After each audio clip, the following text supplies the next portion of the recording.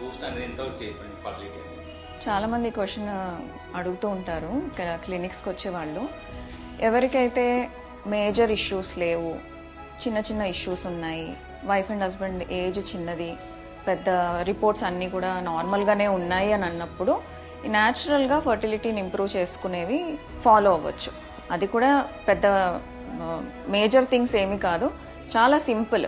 Correct life style ఉండేలాగా చూసుకోవాలి, diet అది కరెక్ట్గా తీసుకోవాలి, దాంతోపాటు నిద్ర కరెక్ట్గా చూసుకోవాలి, ఖచ్చితంగా ఏదో ఒక ఫిజికల్ యాక్టివిటీ అనేది చేసుకోవాలి, హ్యాబిట్స్ అన్ని క్లీన్గా ఉండాలి. దీంతో పాటు ఎవరైనా డాక్టర్ని ఒకసారి కలిసి ఏమైనా సప్లిమెంట్స్ తీసుకోవాలా అంటే కామన్గా ఇచ్చే supplements, folic acid, vitamin D ఇట్లాంటివి, ఇవన్నీ తీసుకునే ముందర ఒక్కసారి దానికి సంబంధించిన టెస్ట్లన్నీ చేసుకొని ఏవేవైతే డెఫిషియన్సీ ఉన్నాయి, ఈ ప్రాబ్లం ఉంది అనేవి ఏవైతే ఐడెంటిఫై చేస్తారో ప్లాన్ చేసుకుంటే న్యాచురల్గానే కన్సీవ్ అయ్యే ఛాన్సెస్ ఉంటాయి.